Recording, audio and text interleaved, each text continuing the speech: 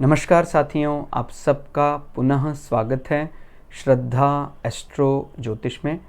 तो आज हम लोग डिस्कस करने वाले हैं श्रीमद् भगवद गीता अध्याय 1 श्लोक 38-39। इस श्रृंखला को आप हमारे चैनल सनत वाजपेयी पर भी देख सकते हैं। तो श्लोक 38-39 मुख्यतः दोनों पक्षों के एक प्रकार से यहाँ दोष दिखाने का प्रयास कर रहा है। अर्जुन को फिलहाल ऐसा लग रहा है कि उसके सोच में कोई दोष नहीं है। भाई उसने कोई लोभवश तो ऐसा किया नहीं है कि भाई लोभ हमारे लालच है, और अभी वो अपनी बातों को इस प्रकार से रख भी रहा है कि भाई सामने वाला लालच कर रहा है तो करता रहे, हम नहीं करेंगे।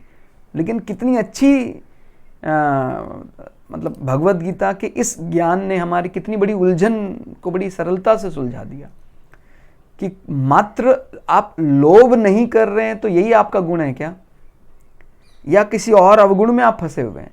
आपके अपने व्यक्तियों को, क्योंकि वो आपके अपने हैं और अधर्म कर रहे हैं इसलिए उनको छोड़ दें, ये भी एक बड़ा दोष है। माने अर्जुन किस दोष में फंसा हुआ है वो बात अपने को यहां समझ में आती है।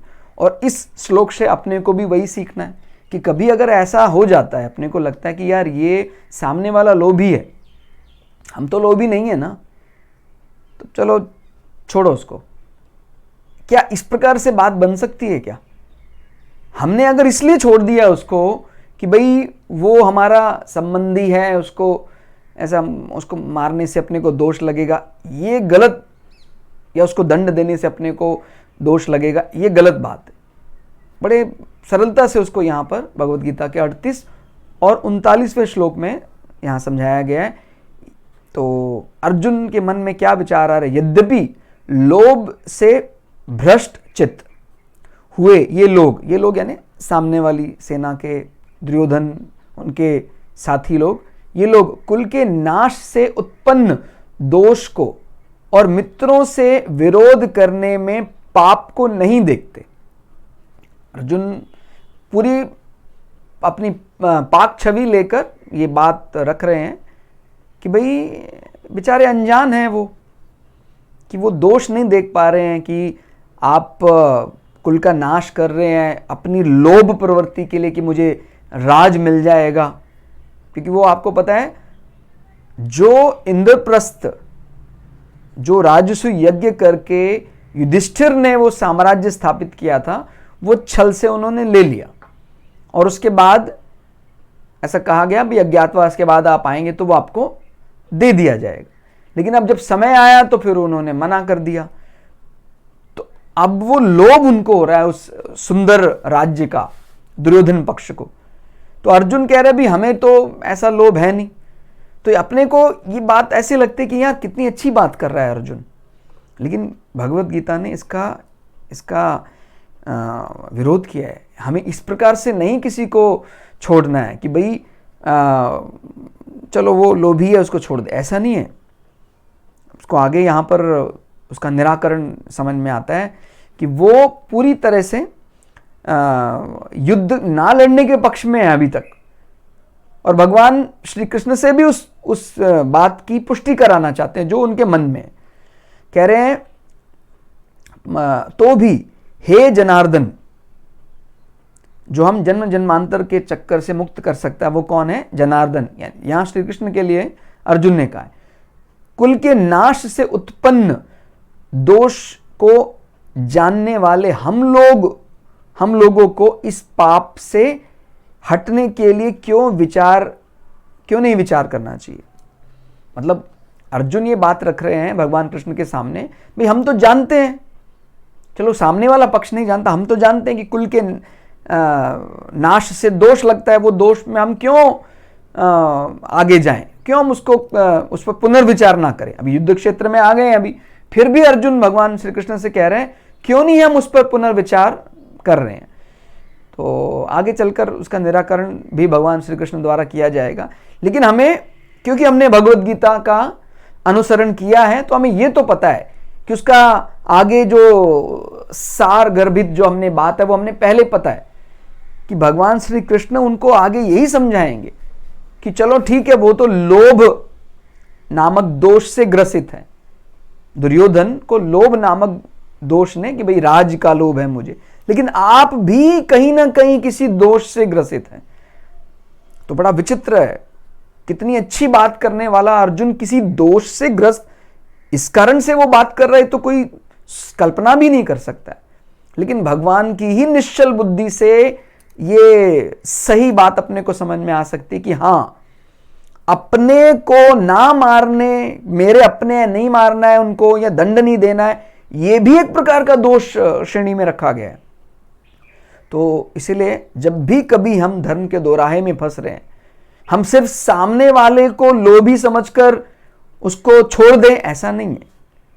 भाई हमारा राष्ट्र का कोई व्यक्ति है तो ये भी एक प्रकार का मुंह है कि यार मेरे राष्ट्र का आदमी, भी बुरा आदमी कहीं ना कहीं राष्ट्र में ही रहता होगा, बुरा आदमी किसी ना किसी संबंध में ही होगा किसी के, तो इसलिए वो संबंधी है किसी का, इसलिए उसको छोड़ दें, क्षमा कर दें, तो फिर वो पता नहीं कितने कहां के संबंधी निकलते जाएंगे। इस प्रकार से कभी भी अधर्म जाएगा ही नहीं। तो जब आपने धर्म दंड धारण किया है और युद्ध क्षेत्र में आप खड़े हैं, क्योंकि अर्जुन यहां पर आपका प्रतीक है, हम सबका प्रतीक है, तो हम सिर्फ इसलिए उसको क्षमा कर दें, जैसे ये बड़ा प्रचलित वाक्य है कि कुछ दया करनी चाहिए, सामने वाला मनुष्य है, अपराध कर लिया तो क्या हुआ, ऐसा नहीं है। किस श्रेणी का उसने वो अपराध किया है, क्या वो क्षमा के योग्य है भी कि नहीं है, कि सब पर आपने यही पंच लाइन बनाई हुई है कि मनुष्य तो सभी हैं। अरे मनुष्यों के लिए ही दंड संहिता बनी है, और कि अगर कोई जघन्य अपराध करता है तो उसको मृत्यु दंड का भी वो संहिता में लिखा है कि मृत्यु दंड देना ही चाहिए ऐसे व्यक्ति को, नहीं तो वो आतताई व्यक्ति उतावला हो जाएगा, पता नहीं क्या करने लग जाएगा। तो ये भी एक दोष बताया गया है कि हम सब सामने वाले पर किस कारण से दया कर रहे हैं। कहते सामने वाला लोभी है, सामने वाला आतताई है, स्त्रियों का अनादर करता है और दूसरे के हक को मार लेना चाहता है, हजारों लोगों के प्राण हर लेना चाहता है, हम इसलिए क्षमा कर देते हैं कि हमारा कुल क्षय हो जाएगा, हमारे कुल का आदमी। ऐसा नहीं, एकदम गलत बुद्धि है ये।